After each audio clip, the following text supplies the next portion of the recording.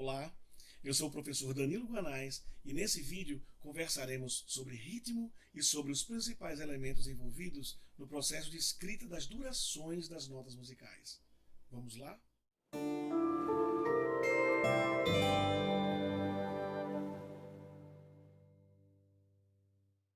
Apesar de grande parte das pessoas associarem o ritmo à música, o termo se aplica à noção de movimento. Existe ritmo em quase tudo o que fazemos e que emprega algum tipo de movimento, como andar, por exemplo. Mas a gente usa também o sentido metafórico de movimento para falar do ritmo da fala, do ritmo do pensamento, do ritmo da aprendizagem, que são coisas em que não há exatamente movimento, mas se processam no tempo. Para a música, o ritmo está associado à maneira como ela se movimenta, ou seja, à maneira como aproveitamos o tempo e como dispomos dele para se expressar musicalmente. Basicamente, existem duas maneiras de entender o ritmo. O ritmo liso refere-se à compreensão do tempo musical como algo não fragmentado nem dividido, como algo que flui continuamente sem quebras, como a água dos rios ou como o vento. Esse tipo de visão do ritmo na música é associado geralmente à visão metafísica ou mística que temos do fazer musical, principalmente quando o que rege o discurso é a respiração, por exemplo, e quando não se quer dar a ideia de finitude, de quebra. A outra maneira de entender o ritmo é o ritmo estriado, ou seja, dividido em fatias, regulares ou não, através das quais é possível fragmentar o tempo em pequenas porções longas e breves que passam a regular o discurso musical. Relógios antigos, como a ampulheta de areia, os relógios de sol ou de água, marcavam ciclos mais ou menos definidos por marcadores. Mas nesses tipos de relógio, os materiais, areia, sombra, água, fluíam de maneira contínua, lisa, mais ou menos como as notas desse canto gregoriano de princípios da Idade Média, cuja duração se define pela respiração e pelas sílabas das palavras, que pretende evocar louvor e religiosidade. Já o relógio mecânico, aperfeiçoado definitivamente por volta do século XIV, consolidou na percepção do tempo a ideia de fatias, porções exatas de segundos, minutos, horas, etc. Esse tipo de concepção do tempo passou a produzir um discurso musical baseado num pulso regular e uniforme, em que sons longos e curtos se combinavam. Para entender melhor a pertinência do pulso em nossa compreensão do tempo e como surgem necessidades de fragmentações e combinações dos sons, conte mentalmente de 1 até 15 e observe.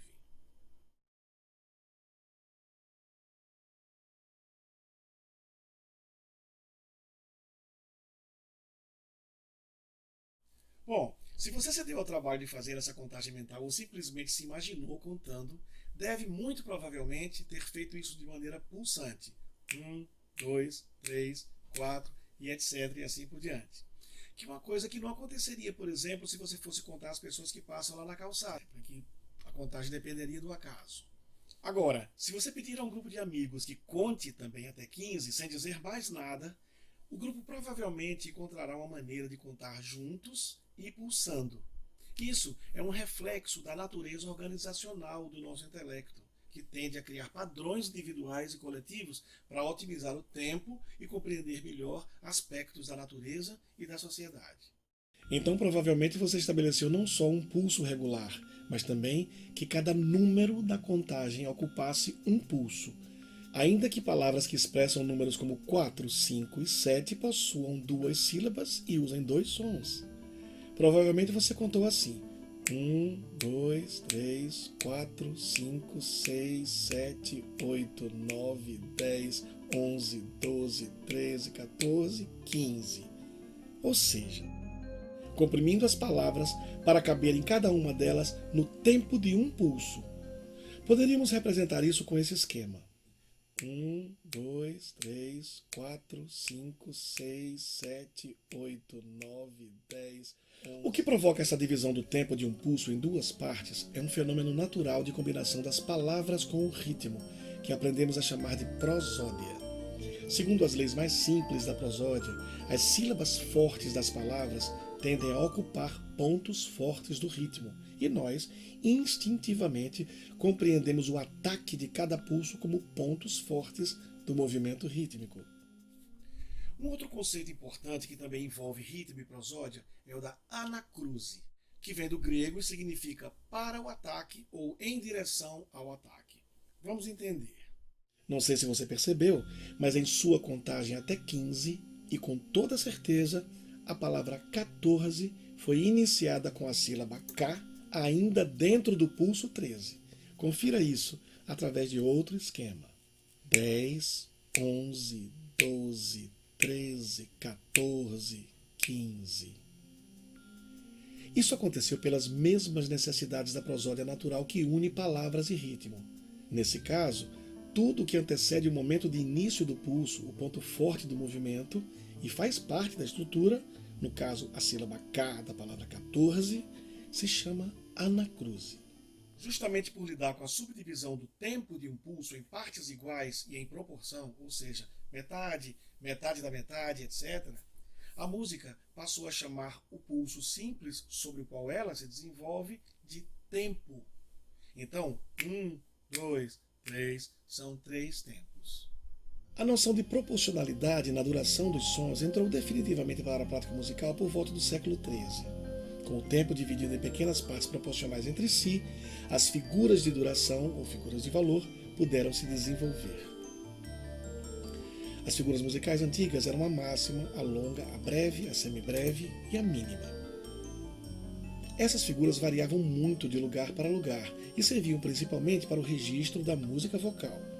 Com o desenvolvimento da música instrumental, praticada com divisões e subdivisões da mínima, novas figuras foram criadas, e assim surgiram a semínima, a colcheia, a semicolcheia, a fusa e a semifusa.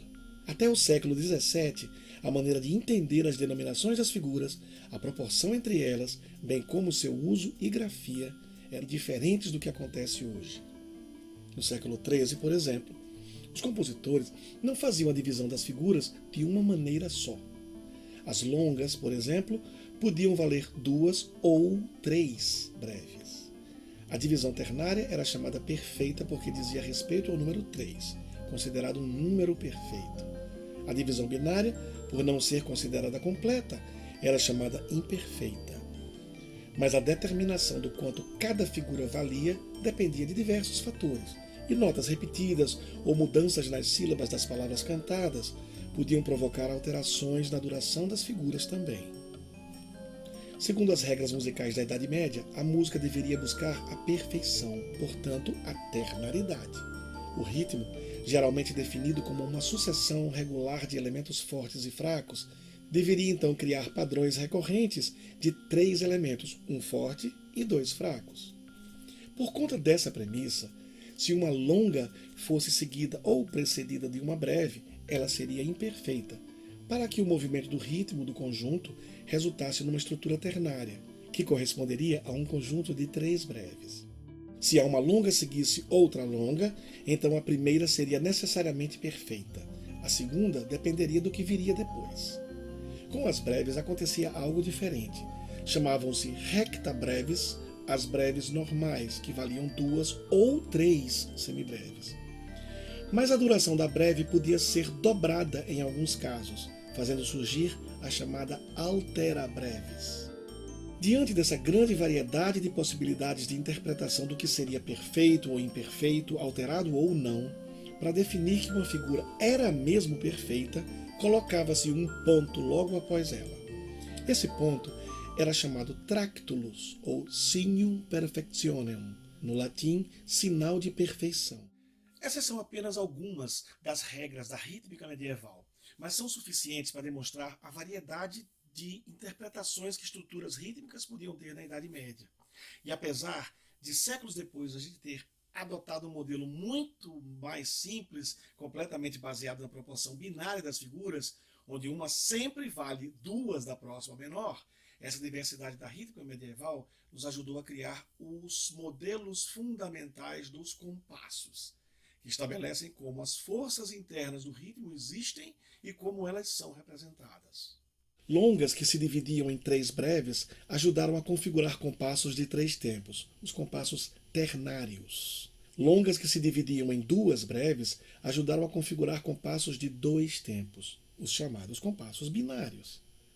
Breves divididas em 3 semibreves foram a base do tempo composto, que se divide em 3 partes. Breves divididas em duas semibreves foram a base do tempo simples, que se divide em duas partes.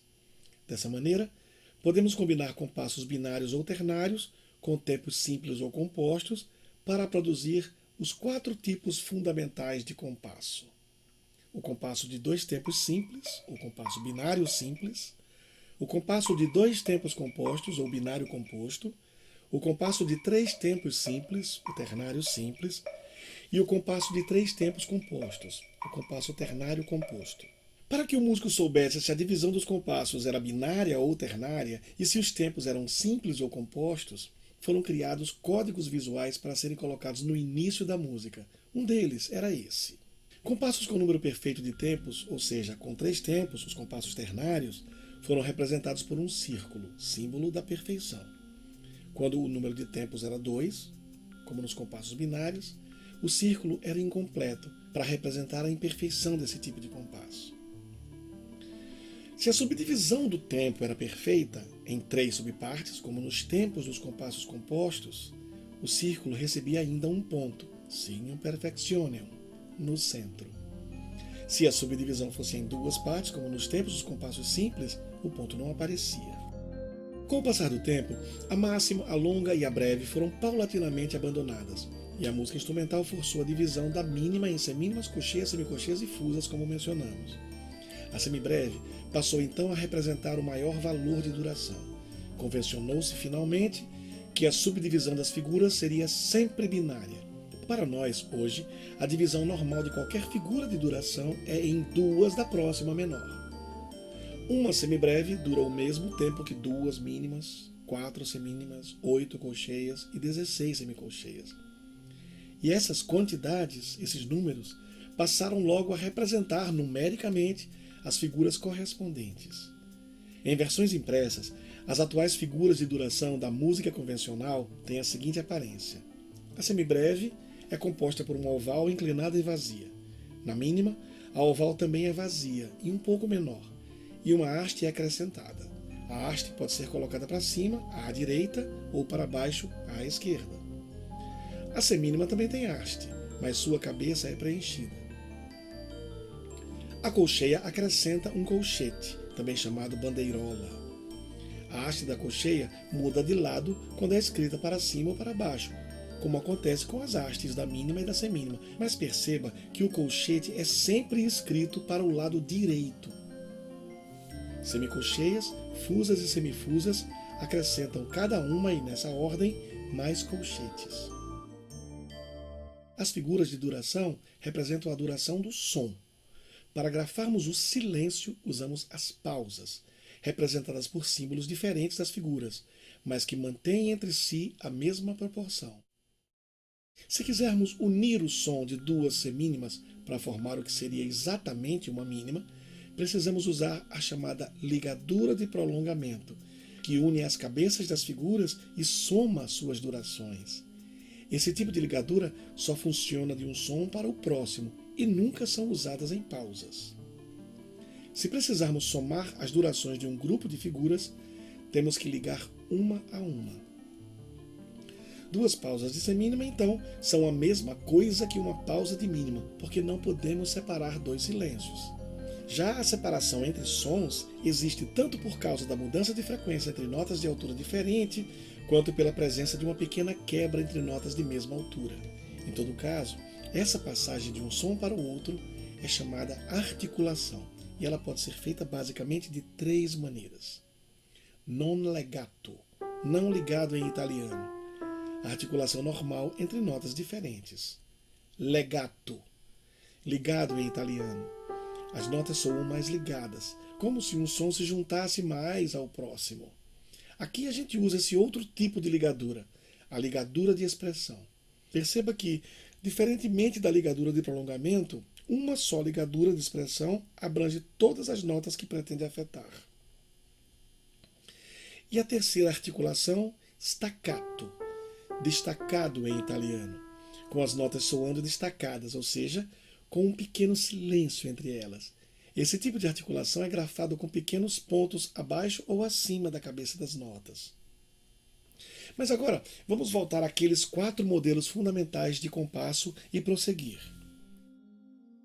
Em notação atual, com as figuras ternárias recebendo o ponto de aumento e pela determinação prévia de que é a semínima que vale um tempo, os 4 tipos fundamentais de compasso, então, poderiam ser escritos assim. As figuras que preenchem sozinhas um tempo, simples ou composto, são as unidades de tempo. Nos compassos simples, a unidade de tempo é uma figura simples. Nos compassos compostos, a unidade de tempo é uma figura composta por uma figura simples e mais um ponto. As figuras que preenchem sozinhas um compasso inteiro são chamadas unidades de compasso. Perceba agora que o compasso ternário composto em nosso exemplo não pode ser preenchido por uma figura única que some as 3 semínimas pontuadas. Isso é matematicamente impossível. Convencionamos então usar uma mínima com 2 pontos para representar o som que preenche todo esse compasso. Ora, se um ponto de aumento acrescenta metade do valor da figura em sua duração, no caso da mínima, ele representará uma semínima. Se colocarmos outro ponto, é como se esse ponto estivesse então na semínima, acrescentando na duração dela uma colcheia. Então, se cada ponto vai valer a metade do anterior, por mais pontos que acrescentássemos, nunca chegaríamos ao verdadeiro valor que preencheria o nosso compasso ternário composto. Por isso, foi feita essa convenção. Ela não representa a realidade matemática. É só uma maneira de simplificar as coisas. De igual modo, uma pausa de semibreve, por convenção, representa um compasso inteiro em silêncio, qualquer que seja o tipo dele. A antiga representação visual de cada um dos 4 tipos fundamentais de compasso foi substituída por outra, chamada hoje de fórmula de compasso. Em sua natureza fundamental, a fórmula de compasso apresenta o número de tempos de cada compasso escrito sobre a figura que representa um tempo. Essa é a melhor maneira de representar como a música se divide. Uma versão desse tipo de representação da fórmula de compasso foi utilizada, por exemplo, por Carl Orff, quando escreveu, em 1936, sua famosa Carmina Burana. No entanto, a maioria das músicas hoje tem a fórmula de compasso escrita na maneira tradicional, com a figura inferior, que representa um tempo, substituída pelo número correspondente. Perceba que não existe um número que possa representar dessa maneira as figuras pontuadas que representam um tempo nos compassos compostos, já que os algarismos usados só representam figuras simples. Por causa disso, a representação da fórmula dos compassos compostos não se baseia no número de tempos e em quem vale um tempo, mas no número de partes de tempo e em quem vale uma parte do tempo normal, ou seja, em quem vale 1/3 do tempo. Existe uma explicação matemática que pode ajudar a compreender essa mudança na base da fórmula. Considere, por exemplo, que nosso compasso binário composto tem 2 tempos, cada um deles preenchido por uma semínima pontuada. Cada semínima pontuada é a soma de uma semínima, que é 1/4 de semibreve, com sua metade, ou seja, com uma colcheia, que é 1/8 de semibreve. Matematicamente, a semínima pontuada pode ser representada pela soma das 2 frações, 1/4 mais 1/8. Aprendemos na escola que frações com denominadores diferentes são somadas com o mínimo múltiplo comum deles, no caso 8, dividido pelos denominadores e multiplicado pelos numeradores, que são então somados. A multiplicação dessa fração pelo número de tempos vai resultar no que seria a representação numérica final desse compasso composto, que demonstra que se quisermos representar numericamente a fórmula de compassos desse tipo, realmente temos que fazer isso com base na divisão do tempo. Os compassos simples, então, são diferentes dos compostos não só na natureza da divisão dos tempos, como também na maneira de escrever sua fórmula. Mas quando um compasso simples de um compasso composto tem o mesmo número de tempos e a unidade de tempo difere apenas pela presença de um ponto em uma delas, eles são chamados compassos correspondentes entre si. Hoje usamos diversos outros tipos de compasso, e os compositores aprenderam a criar fórmulas alternando ou superpondo compassos diferentes. Existem compassos com 4, 5, 7 tempos, mas todos eles derivam ou ampliam a natureza desses 4 modelos fundamentais. De fato, um compasso de tipo quaternário, que junta 2 compassos binários, é um dos mais utilizados em todos os tipos de música. Resumindo, as músicas podem ser escritas em compassos binários, ternários, quaternários, que podem ser simples ou compostos, alternados ou mistos, e ter qualquer uma das figuras como unidade de tempo. Compassos binários são comuns em músicas folclóricas, marchas e ritmos populares, quase sempre fundados em danças. A natureza do compasso binário é pendular.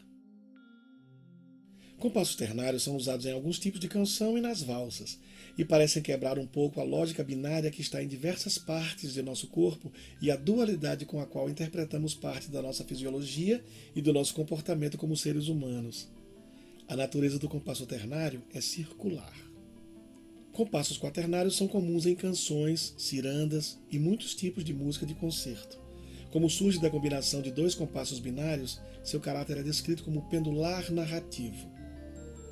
Uma vez escolhida a natureza do compasso, através da fórmula, a divisão da música passa a ser regulada por ela.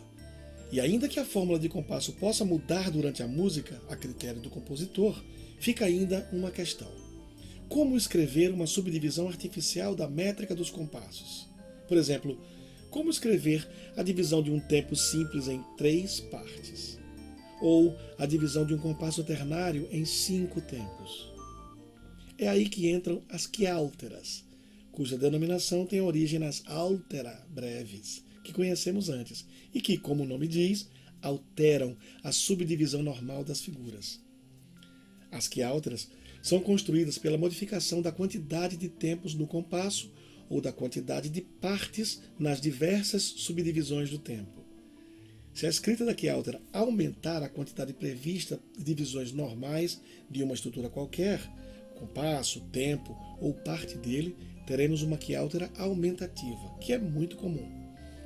Quiálteras diminutivas, que são escritas reduzindo-se o número previsto de divisões normais das estruturas, são usadas principalmente em compassos compostos e são mais raras. As quiálteras mais comuns são as que fazem divisões artificiais em 3 partes ao invés de 2, a tercina, em 5 partes ao invés de 4, a quintina, e a sesquiáltera, ou sextina, que divide estruturas normalmente apresentadas em 4 partes em 6 partes. A escrita da quiáltera inclui também o algarismo, que representa o número de divisões sobre o grupo ligado de figuras, acrescido de um colchete em caso de figuras separadas. Alternativamente, usa-se também escrever sobre o grupo ou sobre o colchete a razão matemática que representa a mudança na divisão realizada.